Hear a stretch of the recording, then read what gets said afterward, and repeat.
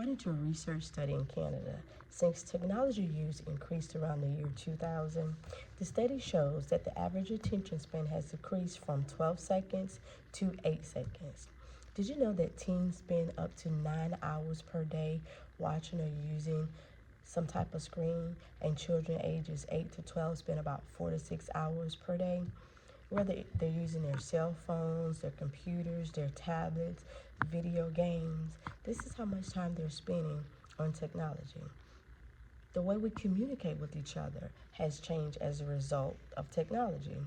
As we all use computers throughout our lives, it is critical for our children to become tech savvy. We have to be tech savvy in school because, of course, we use technology in schools. We use technology to help us learn. Yet, too much technology use can have a negative health and physical effects. Technology has tarnished our lives, and our children are using technology everywhere, at home, in school, etc. Our kids will learn a lot of things that we can only hope we could have learned at their age, and that's due to the advancement of technology, because we can't live with it without technology. But excessive technology, use of it can also have a negative effect that can have a detrimental impact on our lives and the lives of our children. As parents, we have to minimize the negative aspects of digital devices in order to get the most out of them. And I just want to point out a few of the negative impacts that technology have on families and have on children.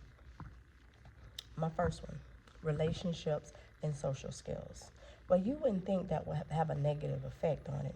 Well, think about how much time we spend on our technology. Well, that takes away not spending enough time with your family and your friends, because we're always on our cell phones, we're always on a video game, we're always on some type of social media.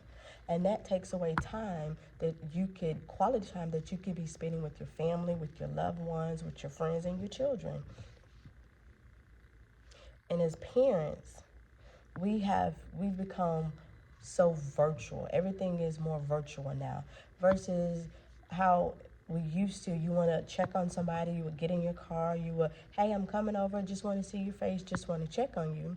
Well, with technology now, you don't even have to leave your house. All you got to have is a smartphone or a computer, FaceTime them, video call. You can check on them from right there without even leaving the privacy of your home.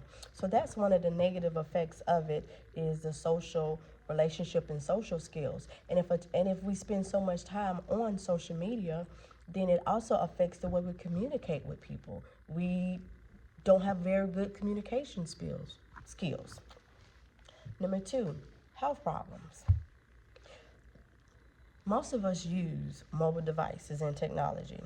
And the more we use our cell phones, the more mobile devices we use in technology, the less active we become. When I can remember with me growing up, we would have to go outside and we would play. We would go to the park, ride our bikes, run around. But the world that we live in now, most of our children, they're on video games, they're on tablets, they're not even leaving the house.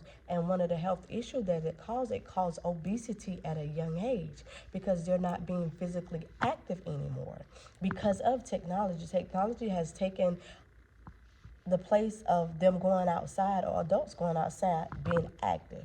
Mobile device, my third point, mobile devices use, it reduces sleep quality.